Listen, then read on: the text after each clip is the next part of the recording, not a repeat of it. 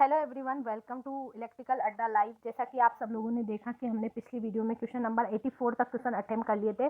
अब हम youth publication के क्वेश्चन नंबर 85 पे चल रहे हैं। मैं आप सबको प्रॉमिस करती हूँ कि मैं आपको इसके सारे पार्ट करवाऊंगी। ईएमएफटी, पावर सिस्टम, मशीन, जितने भी नेटवर्क, मेजरमेंट, डिजिटल, एनालॉग, जितने भी है ना, मैं सब कुछ करवाऊंगी। बस अभी थोड़ा मेरे पास टाइम कम है, इसलिए मैं आपको बहुत कम वीडियो ला रही हूँ। थोड़ा सा मतलब मेरे पास टाइम होगा तो मैं एक दिन में आपको 4-4, 5-5 वीडियो ला के चलूँगी, तो जिससे आपकी पूरी की पूरी जो अभी नया पब्लिकेशन आया है यूथ का, वो कंप्लीट हो जाएगा। ओके, तो चलो हम स्टार्ट करते हैं क्वेश्चन नंबर 85 से।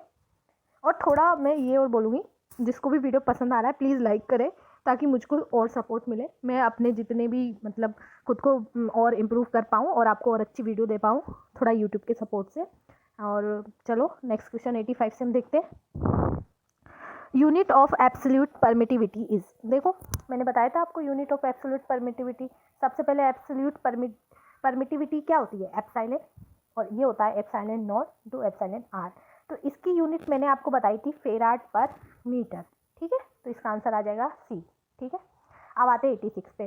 Field and equipotential surface are orthogonal to each other, question हो चुका है, ऑलवेज 90 डिग्री। 87 पे आइए।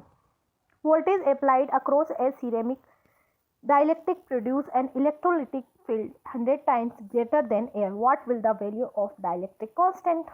देखो, जब उसने क्वेश्चन में क्या दे रखा है, voltage applied across a ceramic dielectric produce an electrolytic field 100 times greater than air, तो एप्सिलॉन नॉट को क्या लिखोगे? Epsilon naught into epsilon R. अब वो कितना 100 टाइम्स ग्रेटर फील्ड जनरेट कर रहा है, तो 100 इंटू एप्सिलॉन नॉट एयर की तुलना में। Across a ceramic dielectric produce an electrolytic field 100 times greater than air, तो epsilon equals to epsilon naught into epsilon R, 100 times greater than air, तो epsilon naught आ जाएगा। Epsilon naught into epsilon R, epsilon naught से epsilon naught cut जाएगा, epsilon R की value कितनी आ जाएगी आपकी? 100 क्वेश्चन में। तो इस क्वेश्चन का आंसर क्या हो गया? 100। अच्छा क्वेश्चन है, देखिए 88 पे आइए।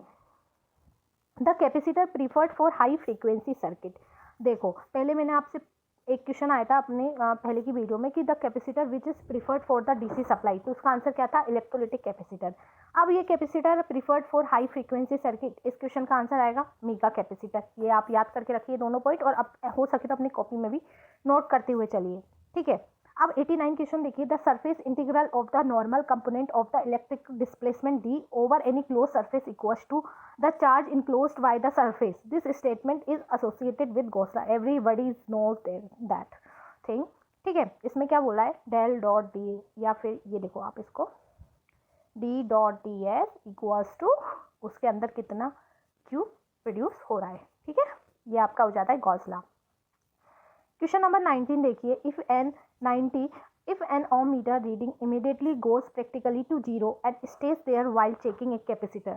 बेसिकली ये क्वेश्चन किससे? कैपेसिटर, मतलब आप इसने एक प्रैक्टिकल किया, उसने बताया कि अगर प्रैक्टिकल करने पर अगर आपकी जो रीडिंग है इमीडिएटली जीरो पहुंच जाती है, तो उसका मतलब ये होता है कि जो आपका कैपेसिटर है, इसका आंसर आएगा कि शॉर्ट सर्किट है। तो इसका आंसर आएगा शॉर्ट सर्किट है। इसका मतलब ये होता है। ये क्वेश्चन 90 बहुत ईजी है, देख लेना। अब आता है एक प्रैक्टिकल नॉलेज है जो आपसे पूछी जा रही है। अब आता है सॉफ्ट मैग्नेटिक मटेरियल है। देखो, एक होते हैं आपके दो टाइप के मैग्नेटिक मटेरियल होते हैं, एक हार्ड होते हैं, एक सॉफ्ट होते हैं। जो हार्ड होते हैं उसमें लो परमिएबिलिटी होती है और हाई कॉर्सिव फोर्स होता है, जबकि जो सॉफ्ट मैग्नेटिक मटेरियल होते हैं उनकी परमिएबिलिटी भी हाई होती है और कॉर्सिव फोर्स लो होता है। ठीक है, 92।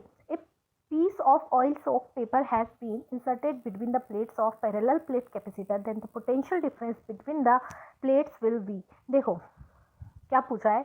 ए piece of oil soaked paper has been inserted between the plate. सबसे पहले C equals to epsilon naught epsilon R A by D. अब जब वो प्लेट के बीच में एक ऑयल का सॉफ्ट पेपर इंसर्ट करेगा तो उसका एप्सिलॉन आर बढ़ेगा, एप्सिलॉन बढ़ेगा तो C भी बढ़ेगा। अब Q इक्वल्स टू क्या होता है? C into V. अगर आपका C बढ़ा तो V इक्वल्स टू क्या हो जाएगा? Q by C। C बढ़ा तो V क्या होगा? डिक्रीज होगा। सिंपल है, इसका आंसर आएगा डिक्रीज। अब आते हैं नेक्स्ट क्वेश्चन पर। The energy of charge condenser is given by. ठीक है, बहुत इजी क्वेश्चन है। एनर्जी ऑफ चार्ज कंडेंसर, ये आपका W इक्वल्स टू क्या होता है? एक सेकेंड, W इक्वल्स टू क्या होता है? Half C into V square. अब आप जब इसमें इस क्वेश्चन में C की वैल्यू पुट कर देंगे, हाफ C की वैल्यू क्या होगी? Q by V. आप पुट कर दीजिए C की value Q by V into V square, तो V से V कट जाएगा, तो आंसर क्या आ जाएगा? Half Q into V. तो इसका आंसर क्या आएगा? C। ठीक है, क्वेश्चन देखो भाई, इसरो में आया है, ठीक है। Potential of a surface is given by, अरे यार ये नहीं बताऊंगी, वी इक्वल्स टू क्या होता है, के क्यू अपॉन आर, ये सब 12th में पढ़ चुके हो भाई, 1/4 pi epsilon naught into are.